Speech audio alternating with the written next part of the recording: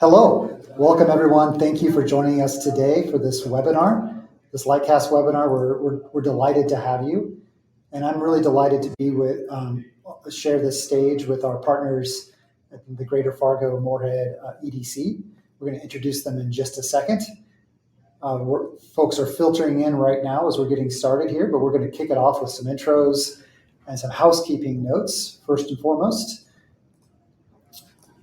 Today, just to quickly set the stage, we're going to talk about how the Fargo region is working to stay ahead of its competition and be future ready from a workforce perspective. Very excited for what we have to share today. My name is Josh Wright. I'll be moderating the conversation. Just a couple quick housekeeping notes. If you have a comment you want to share, we have a chat feature in our platform here. If you have a question, we're going to have a Q&A period at the end of this. If you have a question, submit it in the Q&A with the Q&A button. The recording is in progress. We will be sending this out along with the slide deck and other materials tomorrow for all those who want to share this out who were not able to make it after registering. This will be we'll have all these resources available. So those are just a few quick housekeeping notes. Here's a rundown of what we're going to be covering today.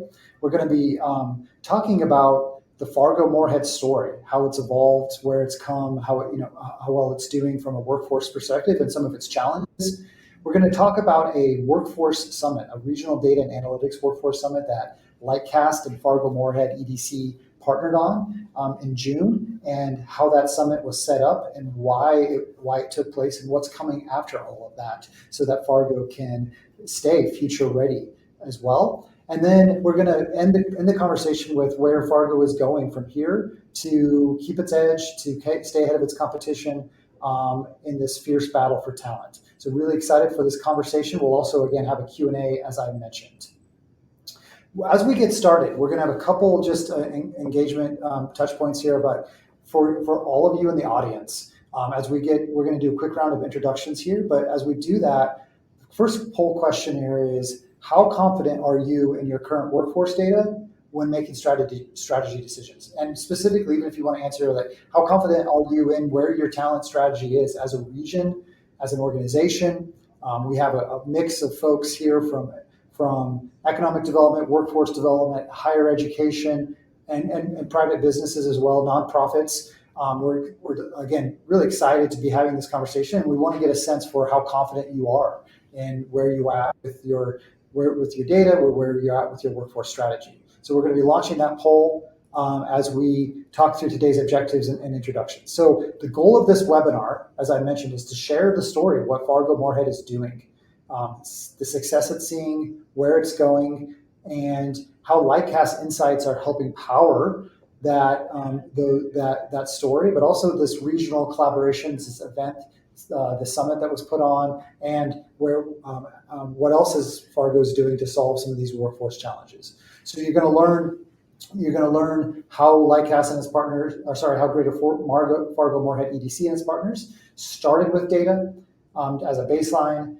why they convened all key leaders in their region at the summit in June, and what they're doing to stay ahead, what they're doing after the summit, and where they're going from here. So we think this is a really strong case study of best practice for a region in terms of how it's using data, how it's convening. It's really kind of the key core players in its region, and being a leader, a thought leader, and a real roll up your sleeves leader in its region to move its economy forward.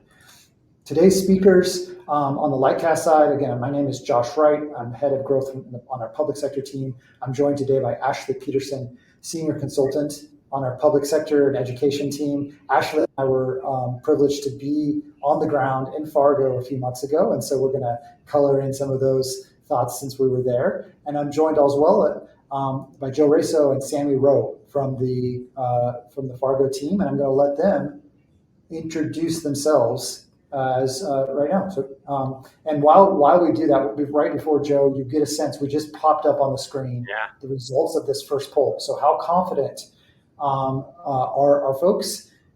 There's just some shakiness there, a little bit of shakiness.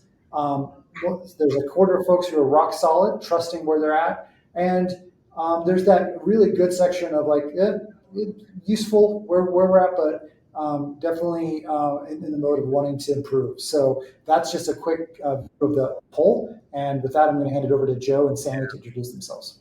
Thanks, Josh. Thanks, Ashley, for having Sammy and I. And those 23% who are rock solid, we definitely want to hear from you. Learn, beg, borrow, and steal what you know, and the others.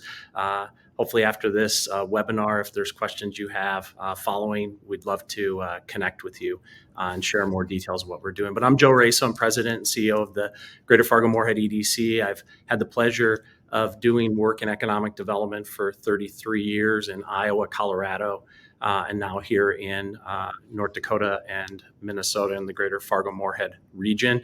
What's not on that slide that I'll just note is I also was the president of Blaine Canada, which provided the synchronous BRE software that I know some probably online had used in their community at some time in the past. So just happy to be here and looking forward to the conversation.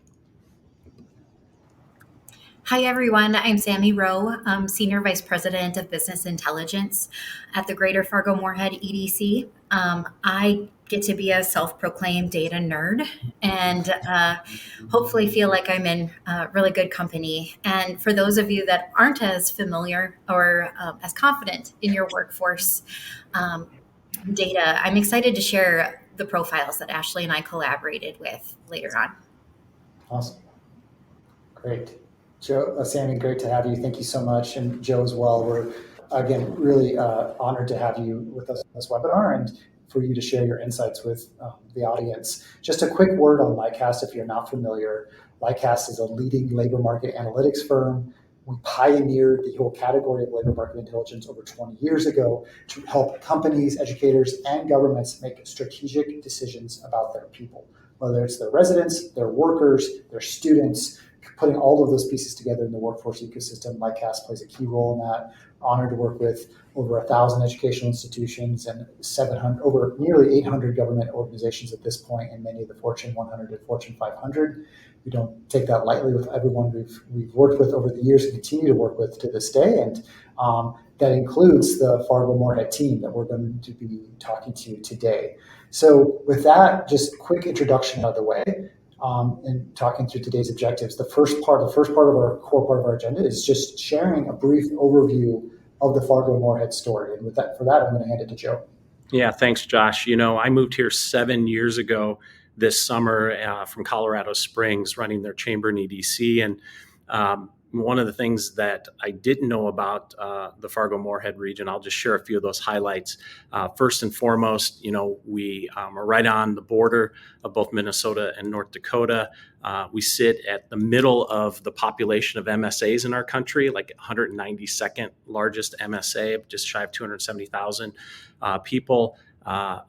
Really strong labor force here in terms of labor force participation rates. So we don't have a lot of people on the sidelines. And I think that'll play into a lot of what you're going to hear in this hour about a focus on our efforts to better recruit and skill up individuals. We do have 5 higher education institutions. We're a community with higher education. We're not a higher education community, if that makes sense. Like if you were a Madison or an Iowa City where I worked in the past, because there's a real big diversity of industry here that our higher education system supports. We're a very young region, which I think surprises people quite a bit as well. And we've had significant growth as it relates to our workforce over the past several decades. In fact, we're 2 to 3 times the national and even the states that we're in and that we border. So it's been a very robust economy in this marketplace. We're the biggest metro between Minneapolis and Seattle, if you go along the northern tier of states in the country. So that may surprise people, just our size. We don't have oil wells in our backyard. That's the western half of the state of North Dakota. But here's where kind of that stability comes from for this market. On the left-hand side, you can see there are 9 multi-billion-dollar companies headquartered here in this region in 7 different industry sectors. So that provides a lot of stability to just the overall economics of our region. And we have many large companies that you're probably very familiar with, especially in the agricultural industry. Great Plains Software was purchased by Microsoft. If you know the name Doug Burgum, former governor, ran for president, current Interior Secretary here for the U.S., started that company in this region. So really strong entrepreneurial ecosystem here that's provided the ability for us to withstand the ups and downs of national and the global economy. And I mentioned entrepreneurship. I think for me, living in the Midwest and in the mountain states and coming here, one of the things I saw right away was just the ability of this region to lean into its entrepreneurs and support them as they're growing. In fact, if we go back a slide, nearly all those companies on the left-hand side, they started here with a local entrepreneur who built their companies from the ground up to where they are today. So that ecosystem has been really important to our marketplace and supporting whether it's capital, events that connect people, or very targeted to industries like the autonomous systems industry, which is very strong in this state and region, and the agricultural industry, which probably isn't a surprise to many folks who know agriculture in the upper Midwest. As far as the EDC and our organization, we've been around for 80 years, so quite a long time doing this work as an entity. And we really are focused on cultivating an economic environment where all people and organizations flourish. That might be a different kind of mission or purpose than what you normally hear from an economic development group. But it's really something that the leadership believes strongly in, especially that word flourishing. Maybe we'll have another webinar at some time in the future, Josh, on some of the work we're doing on that topic. But really our focus areas are business development around existing industry. That's 75% of our growth. And probably many of you listening, that's the case in your region. Recruitment's about 15%, and then entrepreneurial growth is another 10%. For us, we focus on workforce recruitment because of just the size of this market, the diversity of its industry. At any one time, even during down national economic times, we'll have 8 to 10 to 12,000 open positions in our marketplace. And to support that, we really have to have a lot of good data and analytics. It's that saying, in God we trust, everybody else provide good data. And that's really what guides the decisions that we make as an organization to support the economics that we have here in the marketplace. This is just a screenshot of a site that you may be interested in looking at. It's called liveinfargo.com because we have to recruit people. Most people, even myself, really didn't know authentically what this region is like. And I'm sure you might have that same situation in your community. You've got to tell your story. So we get out and we tell our story through direct marketing to targeted individuals. We're bringing them inbound through different systems like HubSpot and others to really capture them, but do a better job of telling the story of what we have to offer, whether it's video, whether it's websites, whether it's social media, what have you. I'm sure many of you are doing these things as well. And if not, reach out to us. We'd be happy to share more information on that, because that's the bread and butter. When you don't have enough people and everybody's already working, and we have companies needing thousands of people, you got to get people's attention to let them know what's going on here. And then one other thing I'll mention too that's been really important for us is you can see on this screen a lot of names of organizations. Our partners here with Lightcast, of course, but we've put together what we call the FM, stands for Fargo Moorhead, FM Data and Analytics Team.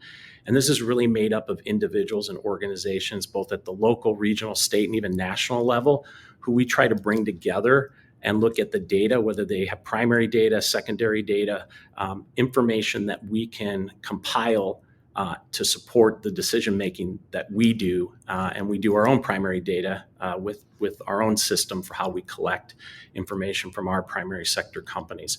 So I guess one message to all those listening is, this isn't just one data point or one subscription. This is a strategic approach to how we're piecing all of these together to help us do our mission.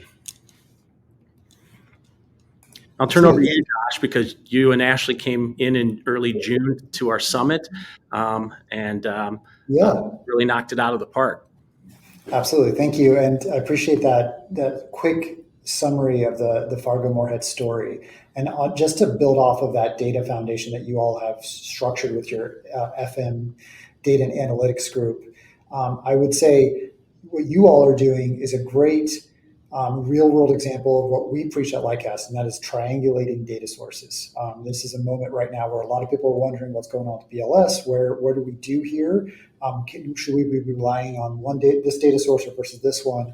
And we believe firmly that it's really important to put key, different data to help answer different questions. And you all have been doing that both from a specific, data sets and data subscriptions, but also partners and organizations who collect primary data as well, including, I know the Federal Reserve there that's based in Minneapolis and many others. So that's a great example of where how the importance of data. And I think the data that as that foundation is really going to be the common thread throughout this conversation. So just to quickly introduce what we're going to talk through here next in the next part of this webinar. As Joe said, Ashley and I were really privileged to come out in addition with our colleague Lucas Ray to come be part of this summit. And we wanted to share the story of the summit because it was a great example of both of how very practically these collaborations, how potent they can be, but also we want to get into the really nitty gritty here of how this came about and what's coming after it, because we see that this importance of, it's kind of a buzzword. Regional collaboration is one thing that we hear a lot about, and of course it's a buzzword for a reason, because it is very important, and it's out there because without bringing partners together to solve these challenges, they're not going to get solved. At the same time, a lot of folks are figuring out, well, how do we do this? What do we do? How to make them effective? And so that's what we want to get to here with this next section. Really quickly, I want to just set the stage for this summit, talking about how the EDC and Lightcast really built off of our Rising Storm report, the thought leadership research piece that we released late last year. And credit to Joe and his team for reaching out to us and saying, hey, we've read this. We keep hearing you all, seeing you all present about it, hearing it in the news. What can we do to help tell the story of what's happening in Fargo and what the impacts of the Rising Storm are to the Fargo MSA? And so that was really the baseline for as we started kicking off and planning months ahead for the summit that took place this summer in June. And I'm going to hand it over to Joe and Sammy here in just a minute to talk through the mechanics of this. But from our perspective, and Ashley can speak to this as well, very highly executed event that is all credit to the Fargo Moorhead EDC team.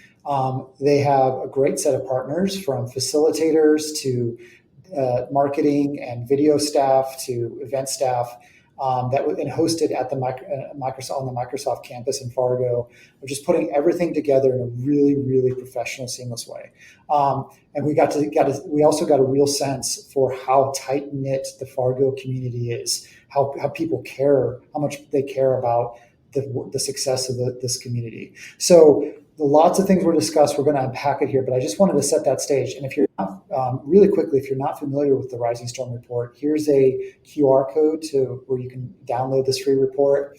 And really just a quick summary of it. The Rising Storm report is the latest in our demographic drought series at Lightcast that talks through the major workforce challenges that are going to be coming down the road because of declining labor force participation, fewer babies born, fewer births, fewer babies being born, and the retirement, really prominently the retirement of the baby boomers, this formidable generation that was the largest generation in the workforce for many years and is now the fourth largest. So as I had the honor of doing the keynote at the summit here in Fargo, we talked about this really two big disruptions happening: the demographic disruption in parallel with the AI disruption. The rise of generative AI is prompting a lot of questions of saying, whoa, who's going to do the work and how is it going to get done? and how do we work through these massive disruptions, these twin simultaneous parallel disruptions. And there's also a lot of course, other disruptions happening right now, from tariffs to federal landscape to geopolitical issues globally, all of these things. At the same time, the Fargo team did a really great job of like, okay, let's roll up our sleeves, figure out what this means for us, and how do we understand our strengths, and how do we stay ahead of our competition. So with that, I'm going to hand it over back to Joe and then Sammy as well, to talk through how they structured the summit, and just kind of get into, I think, honestly, a lot of presentations can be fairly high level, but I love presentations that get into the weeds a little bit, talk about the mechanics of this. So Feel free to do that, Joe. Yeah, well, I think the first thing to share is for those listening, many of you have probably read The Rising Storm. You're dealing with this work, whether you're in education, government, economic development. But one of the things we should never assume is that the other leaders in your community, in your state, understand the foundational things that are happening. And so when we read The Rising Storm, we talked as a team and said, okay, how do we get this out to really level set everybody's education on this? And how do we do it in a way that drives further conversations, but also make sure that it's from the business lens? It's the businesses who are driving the economies. It's the primary sector companies and those in healthcare and trades who are building our homes that we don't have enough of. And so how can we have a business lens on this, and start with some data? Don't have a whiteboard with 150 people in the room and say, hey, what do you think? So what we did is we said, we need to start off level setting, and that's Josh, brought him and Ashley in, get everybody to understand what this is at a fundamental level, and then how it affects a region and the two states that we're in. You can see they're very small logos on the screen there up in that where it says Regional Data and Analytics Summit. That's kind of the cover to some of the marketing. But there are 15 organizations. There are state agencies, there are education, both local and state, higher ed, K through 12, their job service. There are partners at the chamber, our business and industry, or I guess BIA, Business Industry Association, used to be HBAs, I think, across the country. But all those players needed the state corrections institutions. We needed them in the room, and every one of them, because we never asked them for money. We just said, come and listen to this, and let's have a strategic conversation about what this information is that we were able to produce. And Ashley and Sammy are going to talk about that. But, before I turn it over to them, Josh, you mentioned facilitation. We also knew you have to have professional facilitation for these discussions, is one of my pieces of advice to anybody. Even if you're a good facilitator with your organization, you want to be a participant in the conversation. If your organization's one of those who is partnering to help address the workforce issues. So find a good group, and we had a great group that helped facilitate. And you can see that at the summit on the right-hand side, besides Josh's keynote, we had industry breakouts. We had 50 companies across our targeted sectors. We brought policymakers in to talk about what they were hearing, because we want to line things up for the next sessions. And of course, we have educators because they're the ones providing the training of the talent. So to do this properly, we felt that all of those pieces of the puzzle needed to be in the room, and we had to sort of make it easy to start putting those pieces together, but not control it. But we wanted to start out with good information, and that's what we did. And Ashley and Sammy knocked it out of the park. So I'm going to shut up and turn it over to them. As someone who's been overdoing my homework for many years now, this is really my jam. I'm very excited to talk to you a little bit about the profiles and how we collaborated together, specifically with Ashley, to do that. So there were 3 industry workforce profiles, and each of those had a summary. And then you can see on the screen that there were also action items that came following those. But kind of getting into the weeds, as Josh asked for, we started out by using Lightcast and really honing in on some different industry groupings. As you can tell, our targeted industries here are manufacturing and trades, bioscience and healthcare, and ag tech and autonomous systems. And by creating different industry groupings, we were able to then leverage the different tools in Lightcast to create kind of this recipe and template for the reports that we make. That's not a well-kept secret. You can see the website here. So definitely learn from those and kind of adapt them to your own needs. But really looking at where are we at right now with the job posting analytics report, and where do we want to, or where are the projections into the staffing patterns report that we can learn from and then course correct and adapt along the way.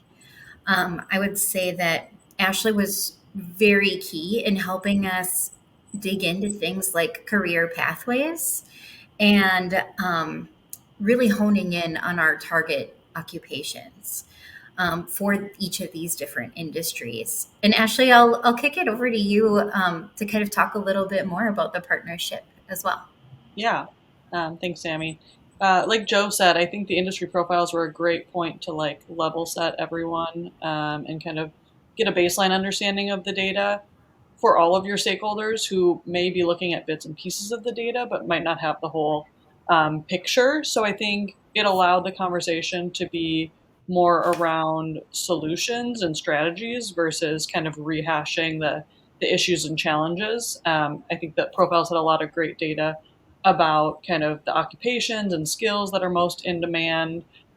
So we didn't have to kind of sit there and talk about, oh, we need nurses, things like this. It was more about, the conversation could be more around how do we get more nurses? Like, what are those key kind of strategies? Are there wage conversations that need to be had or talent attraction conversations? So I think it was like a great point to kind of level set and help answer some questions like, which occupations are most important to the sector now, which ones are in critical need right now, but then also what are some like good jobs in the future within these sectors.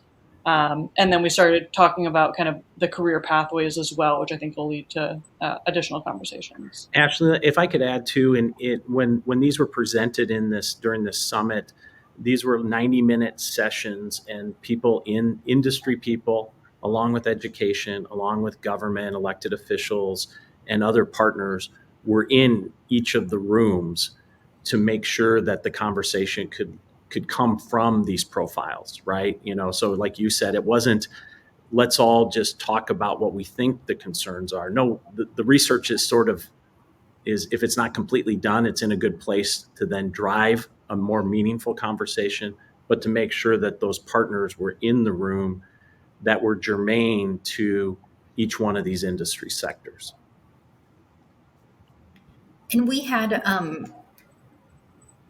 sent out the profiles ahead of time so that people could come prepared to the summit, whether they chose to read the full profile or, just the Cliff Notes summary version. The data was there and approachable for them to kind of digest and really come to the different industry sessions prepared. And so that was great. I would say another thing that we learned through these profiles is really a deeper understanding of our target occupations, and specifically what target occupations are at a livable wage and set for flourishing, within our community, and which ones are not at a livable wage, but are still very critical to each industry that we looked at. And there's additional talk about, in our profiles about career pathways, and even in some industries, how some occupations aren't requiring education beyond high school. So those are some really key findings that came out of our sessions and really helped spur discussion. One thing I'd add too is that what we found even before these profiles and these discussions was that this market has on an annual basis anywhere from 20 up to 40,000 positions that are being advertised for, and about 2/3 are not requiring education beyond a high school. And that surprised our leadership, But then when we dove into Lightcast data on other metros in the upper Midwest, nearly all of them had that same breakout, with the exception of maybe the Minneapolis metro. So, and that concerned our higher eds. Hey, most of these jobs don't need a degree, but they need continuous training that these institutions could be offering. And there were still thousands and thousands of jobs that required 2-year, 4-year advanced degrees. Josh, were you going to highlight any of this, or do you? Oh, Josh, you're on mute. Classic mute You had issue. to do that during this webinar. Had to do it. Yeah, thanks for calling that out, Joe, quickly. Yeah, so this has been a great conversation, and I love the conversational style. So let's keep it going. We're just transitioning now into some of both what we found through the profiles, but also as we went through the summit, what came out of that. And we're going to talk more about some strategies coming here up just in a minute. But Joe, Sammy, Ashley, I think one thing that I'd love to hear your perspective is, like, it's one thing to do an event. It's another thing to, okay, we're done the event, let's move on, right? Or it's like, what do we do? You invested a lot of time and resources into this. And I'd love to, especially from your perspective, Joe, as the leader of this organization that's got, scarce resources and time. Yeah. I think your staff of what, 7 to 10, is that right? Yeah, we're 9 total. 9 total. You care about what, focused attention on the biggest thing. So even given a sense of, like, okay, here's why we did it and what came out of it is I think part of what we want to go here now. Yeah, I think, right at the end of the summit, everybody gathered around who was part of it, including the two of you, Josh and Ashley, and we had a kind of an idea of how we wanted to move it forward. But you've got to be able to capture a lot of inputs, right? A lot of things shared in an 8-hour, multiple sessions. And it's funny because you mentioned generative AI at the start of this webinar. Well, we threw everything that we had into generative AI and said, tell us what the themes were.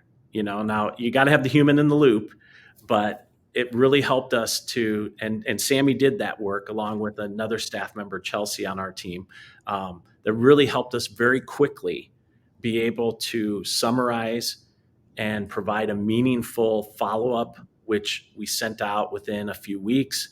A couple weeks after that, we sent out another summary.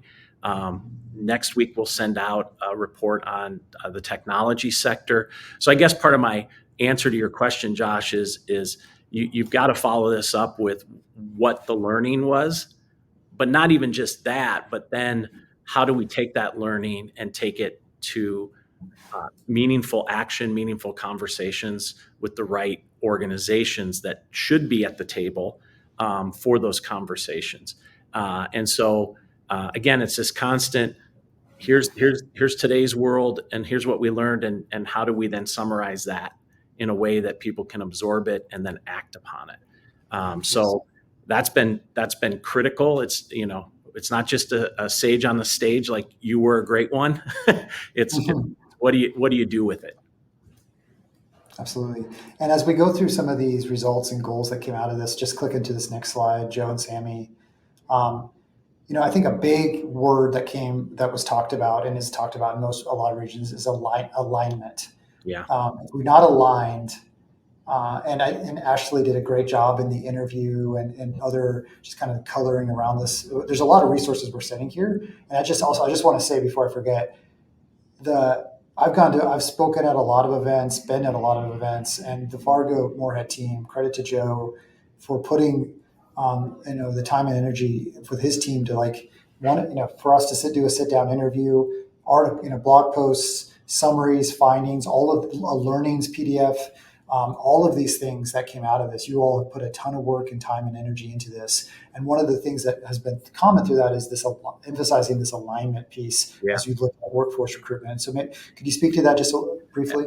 I certainly can. And one thing I'd say to everybody listening, I've worked and run organizations where I was the staff, and then I've worked in ones with 3 times as many as I have today. And I think what's critical is follow up with what your capabilities are, but follow up. and provide, whether it's a blog post, whether it's a very strategic focus on one or two things. And, to your question about alignment, Josh, one of the things that I said at the start of this particular summit that several people commented back to me afterwards was I used the word incentive. What is the incentive to the players? Because the example I used, and this won't be the case for many of you listening, but in the state of North Dakota, the higher eds aren't paid by the training they do. They're paid by the credit hours. Okay. K through 12 in the state of North Dakota is not paid by work-based learning. Okay. And yet those are the things that industry want to see. So if we don't align the incentives to these entities that are critical pieces to this workforce system, we're going to fail. We're not going to get the results that we talk about wanting to get. And I think we don't have that full alignment here. So this isn't a webinar of perfect. This isn't a webinar of, hey, just do what we've done. It's more of, there's so many more things we have to do here. But I think the most critical one is to start out to say, who are the major players and what's their incentive? And are these incentive aligned to the goals that we have as a community, as a region, as a state? And I think that's probably the sort of the biggest feedback I received from just making that like short statement at the front of this summit. That's a great point. I can't emphasize that enough as well about aligned, not just alignment from a labor market and education perspective, but aligned incentives as well. And so I'm just going to do a quick time check. We just have one next, about 10, 15 minutes left before we're going to get to the Q&A, and maybe we'll get there a little more soon than that. We want to pivot to where Fargo's headed now. How does it keep its edge? There's a lot of advantages Fargo has. And I spoke to these during the keynote. Joe mentioned these in terms of very high labor force participation, younger dynamic workforce, entrepreneurial ecosystem that is could be the envy of a lot of places. Really, really impressive. If you haven't visited Fargo, it's highly recommended. Amazing microbreweries as well, and really cool entrepreneurial activity inside breweries that Ashley and I got to partake of as well the night before the summit. But we want to talk about how does Fargo keep its edge, and there's really, I think, as part of all of this work, even beforehand, when you all, Sammy and Ashley, started working on the profiles, was thinking about, okay, what promising practices should we be emphasizing? So if you download the profiles, you'll start to see these. And I want to hand this back to Joe, Sammy, and Ashley to talk through this a little bit before we get to the Q&A, to talk about the promising practices, the examples of some near-term, mid-term strategies, and where you all are going from here. If I could, I think the key is you have to find a few things that you can do in a short period of time, whether they're things you're already successful on and you just need to double down, which is what we're doing on many of our strategic workforce recruitment strategies that we've put in play in the last 3 years, and making sure the leadership knows that and that it's not a one and done, but we have to continue to put resources into doing so.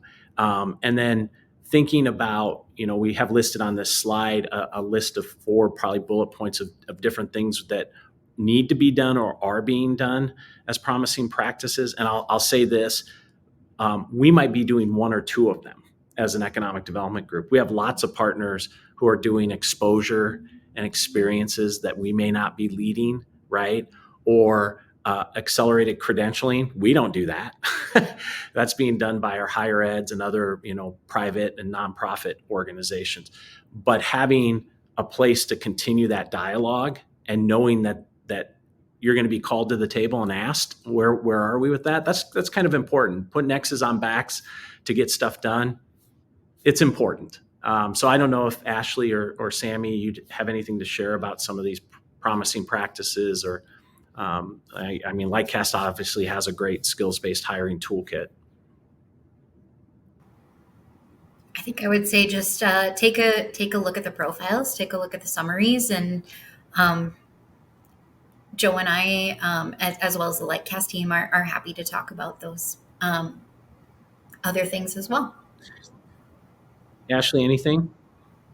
No, I think, Joe, you made a great point of kind of even if you're already doing some of these things, making sure your partners and stakeholders and employers are aware of these things, and vice versa, right? A lot of them are working on things, so having kind of a centralized something of where you can keep track of all these different programs and strategies to prove kind of the work that you're doing and the Yeah, outcome. and one thing I'd add, because hearing you say that, actually, is for us, every quarter we invite all of our HR leaders together to share what we're working on, and some of it's a repeat, but that person in the room wasn't there 3 months ago or 6 months ago because they weren't hiring, right? Or they're new to the position. So it's sort of like, I'd say, if you've ever been involved in a political campaign and you sit and either you're the candidate or you're supporting one and you've heard the same speech 1,000 times, but there's people in the audience, it's the first time they've heard it.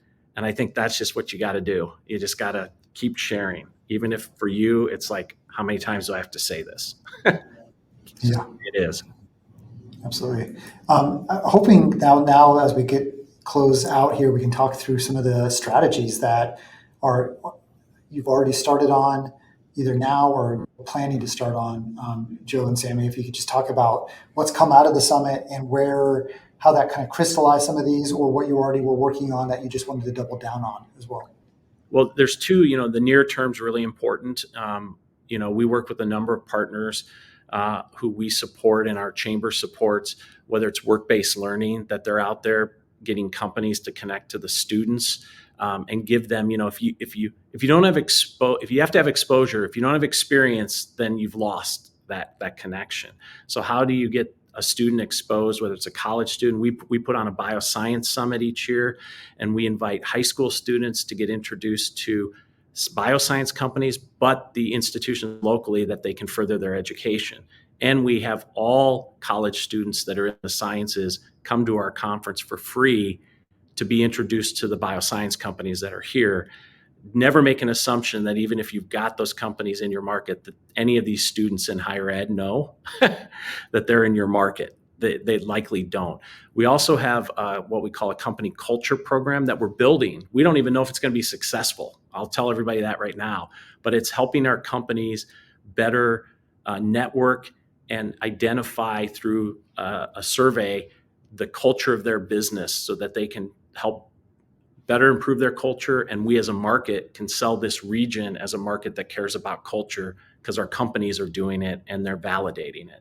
That's just a couple examples of things that are being done and being tested as we go forward. Great. And there's a link to an article here a follow-up blog post that goes through these strategies and some of the other parts of the summit, and a follow-up. The marketing team, the small but mighty marketing team for Fargo Moorhead did a great job on that. So tons of resources, blog video. There's also a recording of the keynote, all the material from the breakouts, all these things, tons of resources that the Fargo Moorhead team has put together here that you could, and we encourage, and I know they would as well, encourage, look at this, see how could you build off it, improve, and or say, hey, we'd love to take this playbook as we think about deeper employer engagement and bringing our key leaders together. With that in mind, we're going to pivot toward, we have a few questions that have come in.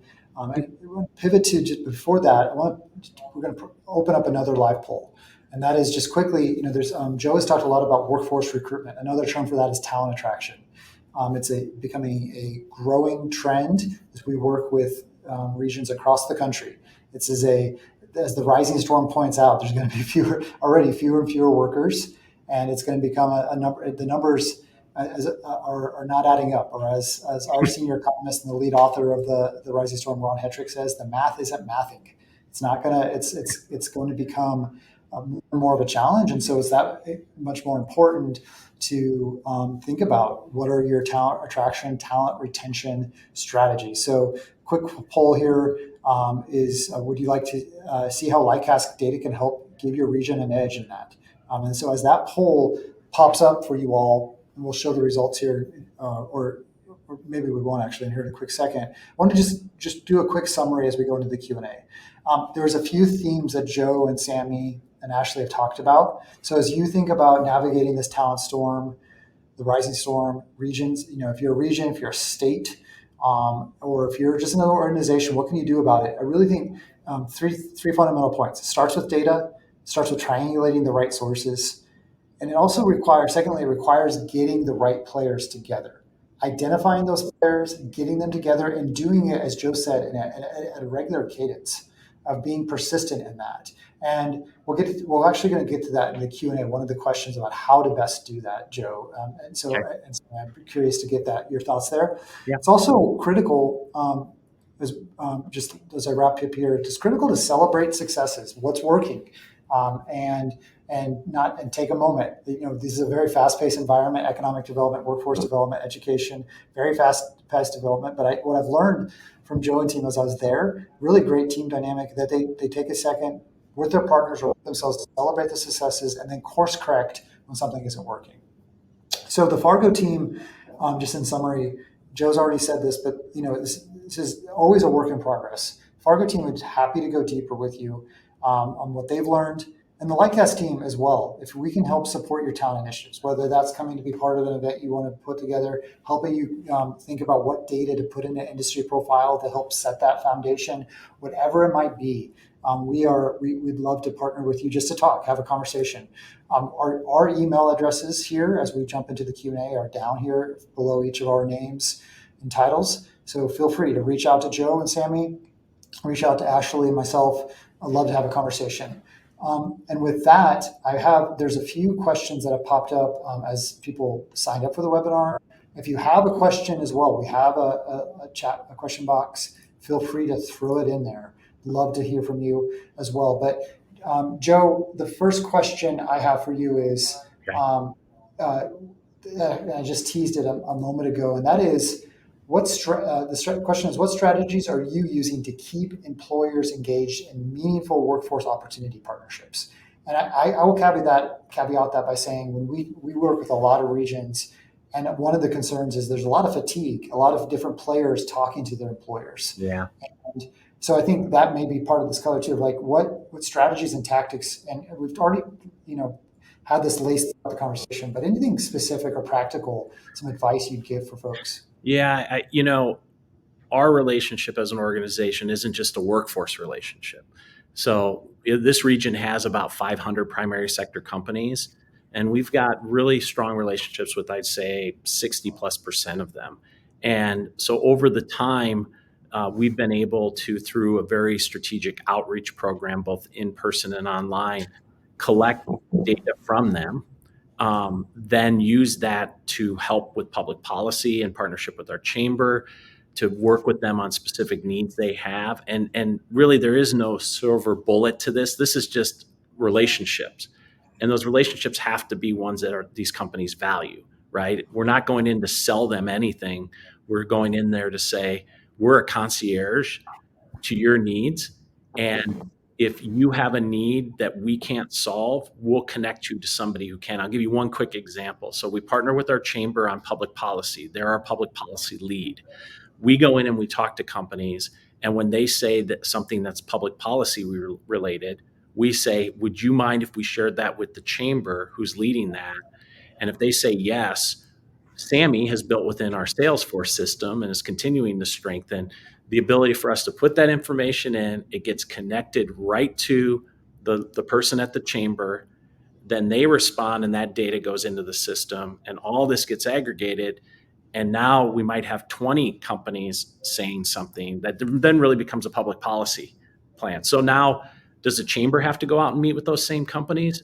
No, not if they have a trusted relationship with us and they know that, and we're sharing that information together. Same thing with the state of North Dakota here on different programming that we do. So there's no like quick answer to that question. It's just really being strategic and building a trusting relationship. And sometimes that best relationship isn't us.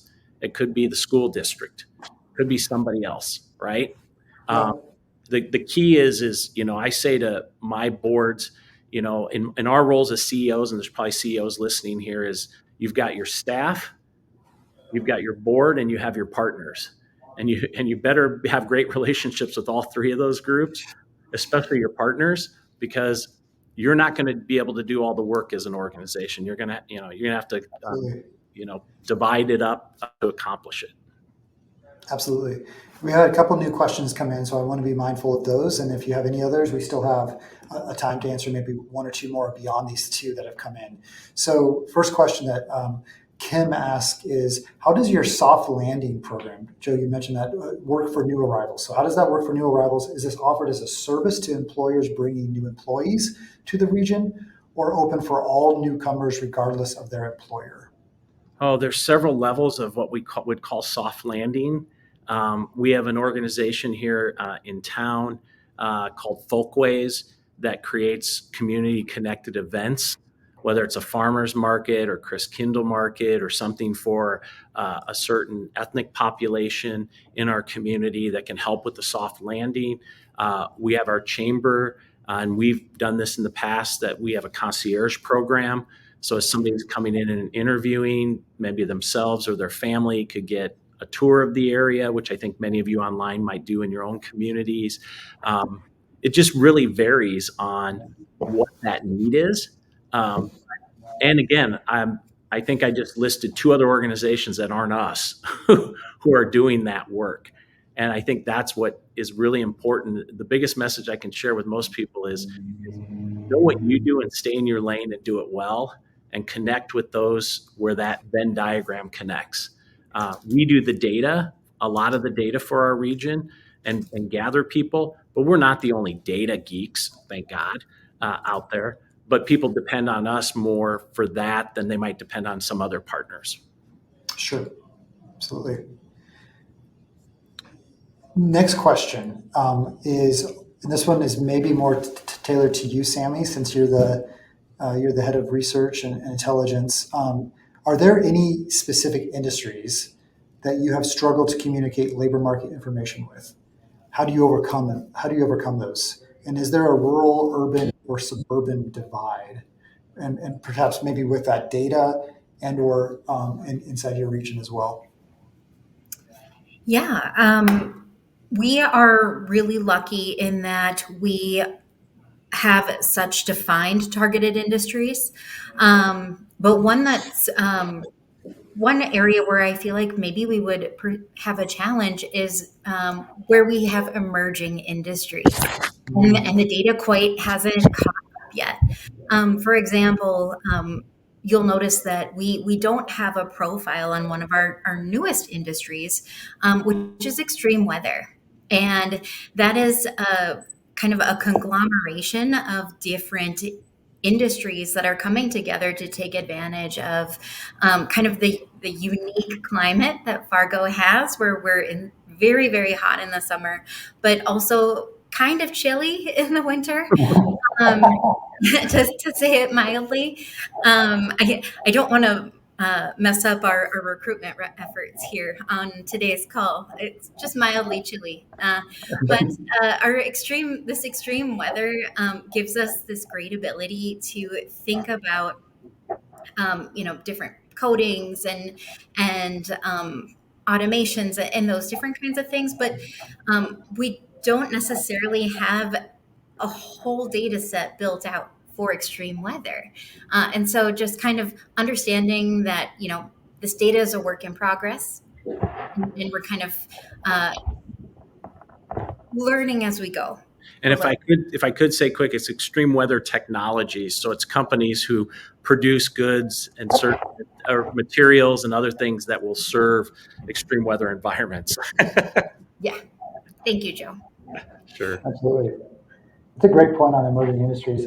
Ashley, anything you would add there in terms of using labor market information, depending on industries? And I know you've done a lot of work in rural regions, both at Lightcast and in your past work as well. Yeah, I think on the topic of rural, urban, kind of suburban divide, is just that they all are going to have their own unique workforce challenges, and we do kind of see trends differ by those three groups. So to the extent that you can drill down into some of this data and kind of take like the kind of regional, national, rising storm findings and kind of localize that data, I think you'll be able to kind of identify some of those differences. And then, like Sammy said, definitely with some emerging technologies, we're always trying to capture those growing emerging skills in our taxonomies. But, outside of kind of the government data sources that people love to use, NAICS codes, SOC codes that maybe don't keep up as quickly with some of those emerging technologies. So, like Josh talked about at the beginning, kind of triangulating data from different sources to kind of come up with a picture of what that's going to look like and what kind of workforce it's going to need. Great. Is my audio okay? Is it coming through okay? It's a little sketch. Okay. We are about to wrap up. If it's continuing to be bad, Ashley, I'm going to let you close us up. Thumbs up if I'm okay. I can also take off my AirPods. Yeah, you sound okay right now. Yeah. Okay. All right. We have one last quick question. And Joe, I think this one's a bit tricky here, but I'm just going to throw it out there. Last question is, how are you negotiating this growth? And again, a lot of regions aren't seeing that growth. So good problem to have with the wealth gap, with the equity gap. And curious, Joe, as a head of the EDC, how are you negotiating that? Well, I think, understanding, like we had this slide about the different occupations that are supporting these industries.